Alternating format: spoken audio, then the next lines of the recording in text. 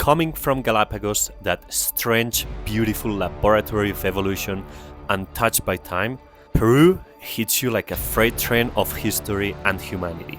No pristine isolation here. This is Trujillo, the city of eternal spring, where the past doesn't politely preserve itself behind velvet robes, but lives, breathes, and bleeds into the present. Founded by conquistadors, built on the bones of ancient civilizations, this is a city of layers. Pre-Columbian warriors of the Moche and Chimu ruled here long before the Spanish colonial architecture dotted the landscape. Their temples, their gods, their blood, all here, just beneath the surface. Trujillo is my first stop in a journey through Peru that I promise you won't be what you expect. It never is, and that's exactly the point. The unexpected, the complicated, the contradictory. These are the things worth traveling for. First day here in Peru, and I am here in Chan, the biggest adobe city in the Americas and the capital of the Moche culture. Predecessor of the Incas, they lived here from the 9th to 15th century after Christ until they were conquered by the Incas and later by the Spanish. This is an intricate city with lots of adobe walls or mud bricks and a lot of decoration. So today I want you to explore with me Trujillo and this old city of Chan. When you're arriving to Chan, because you can only visit a part of it, you start seeing some of the ruins that you cannot visit, and it's interesting because you see some of those massive walls there in the distance that protected this city. Some of them used to be up to 12 meters tall, actually. Before coming here to Peru, because it's become so popular in the last few years, I was a bit afraid of tourism, to be honest. Maybe it's because it's the north, and I'm pretty sure that in Cusco we'll find a ton of people. But here, look at that, we're solo, we're absolutely solo. And these are the walls I was talking about. And on top of that is our only company. Those massive, I think they're voltors actually.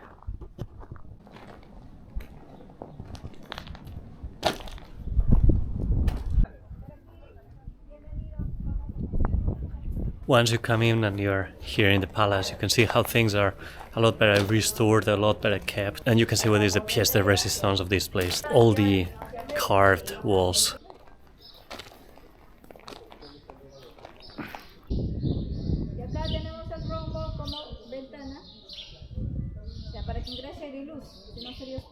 Because all this town is built from adobe, which is mud basically, they had to build this structure above it. In some parts they cannot cover the whole thing because it's too big, but at least they protect it from the rain and the elements, and especially the torrential rains that happens every 10 or 20 years called El Niño in this part of the world. When we came here yesterday and during the visit around Trujillo, you can see this is a very desertic zone, and what it means is that there's no water actually. So the people that live here in Chan, they had to develop a system to get the water from the mountains of Huaraz down to here, and they built these reservoirs around the city. What happened was that the Incas, once they arrived here, they wanted to defeat and conquer the city. What they did was to destroy all the aqueducts that brought water here. When they ran out of water, they had to surrender. They had no other option than that because they had no water, they had no food.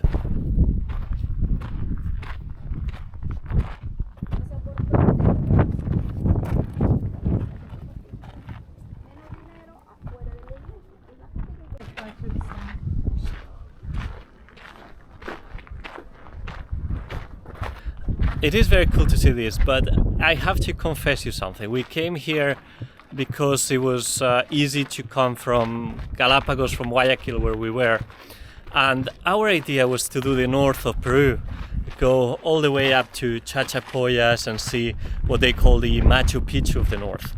And today we find ourselves that going there is a bit of a nightmare. Is a lot of night buses, a lot of transport, and then even to get to the most important ruins over there and the places we want to see is not as easy as we thought. The cable car is closed.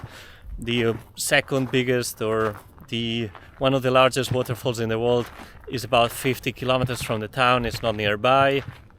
And there's a lot of small things that are sort of having us doubt of whether taking that direction or not. So yeah, we don't know. We are a bit confused. Either go up north as the original plan, but that means there will be a hell lot of transport, or changing our route altogether and doing a different thing. I'm not sure yet, and I am very confused at this moment of whether doing one or the other one. So in any case, I will try to show you some places that are a bit off the beaten path of Peru. Of course, we'll go to Machu Picchu. Of course, we'll go to Lima, and of course we'll go to Cusco. But I also wanted to show you places like this one, like Chan that are a lot less touristy, a lot more off the beaten path, and in my opinion, very interesting. Cáscara fina, cáscara delgada, los limones, señor. 25 limones. I am very excited because this is the first time I'm tasting proper Peruvian cuisine. It's one of the most important ones in the world. So we're just next to the central market, and this is quite a local restaurant. So let's have a taste. Let's see how it is.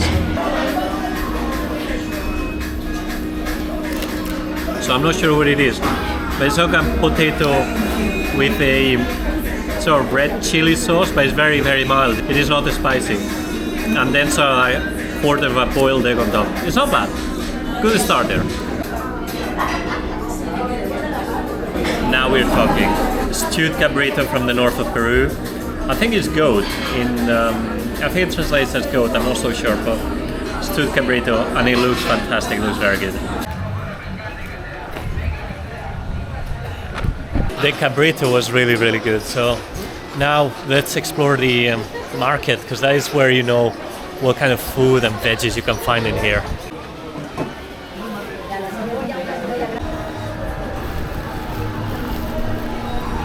The market itself is pretty small, but I'm quite impressed with the quality, the quantity, and the size of the fruit here. There's some of them I've never seen, and the ones that I've seen, they're massive, and they do look amazing. A very cool place actually, and this is the kind of market that makes you want to have a kitchen and cook and buy local ingredients and prepare something amazing out of that. Unfortunately, we are in a hotel, so this is not happening this time.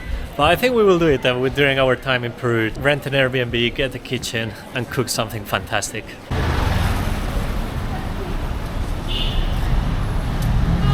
In the end, I decided to spend the afternoon just chilling, relaxing, and exploring the old part of the town. Structured around the main plaza like many other colonial towns, this one hosts quite a nice collection of colonial buildings.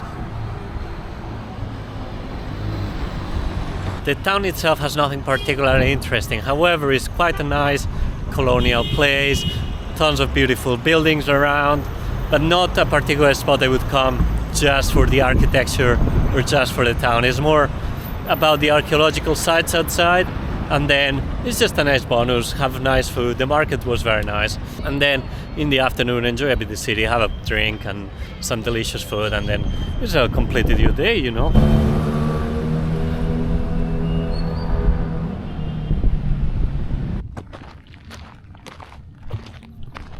While yesterday we were in Chan looking at the remains of the Chemu civilization that was here in Trujillo and all the coast of Peru between the 9th and the 15th century more or less. Today, on the other side of the modern town of what it is Trujillo today, we can find another civilization prior to the one in Chan. This one is called the Moche civilization, and it was here in these lands between the 2nd and the 8th century after Jesus Christ. Of course, many of what we saw yesterday drinks from this culture and this civilization, but we expect to find different things as well. There's two Huacas, Huaca del Sol, Huaca de la Luna, moons and sun Huaca, but you can only visit the Luna one, you can only visit the moon one, which was the religious temple in the town. What I found next was one of the most surprising archaeological sites I've ever seen. Hidden beneath the desert sand was Huaca de la Luna, a massive pyramid built in layers, one on top of the other, like an ancient wedding cake. The Moche people constructed this temple over centuries, each generation adding their own level to this sacred monument. What makes this place special are the vibrant murals still visible on its walls. These aren't faded remnants. They're bold, colorful depictions of the Moche gods, warriors, and ceremonies that seem to leap off the adobe walls. The paintings showed us a society that thrived long before the Incas. This was the heart of the Moche religious life, where priests performed elaborate ceremonies and sacrifices to honor their gods and ensure good harvest for the community. Unlike its more famous neighbor Machu Picchu, Huaca de la Luna offers something unique, the chance to see pre-Columbian art in its original setting, painted by hands that lived and breathed this ancient world. And here's the incredible part. I had the entire site to myself. No crowd, no other tourists, just me and these ancient walls speaking across centuries. I couldn't record anything inside, but honestly, it was such a good experience. We were solo in there. All the area that has been excavated is not a lot. It's just, I would say, maybe 20-30% of the whole area, maybe less. And all the Huaca del Sol, that is still underground. That nothing has been done there. And this one, of the 5 levels, only 3 have been excavated yet.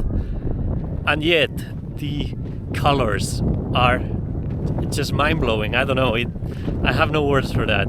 The guide as well was super friendly, and the site is well worth a visit just for this site, honestly. Chan is beautiful, but this one, it is, in my opinion, is more unique. It's older, the colors are very preserved, and it's just fantastic.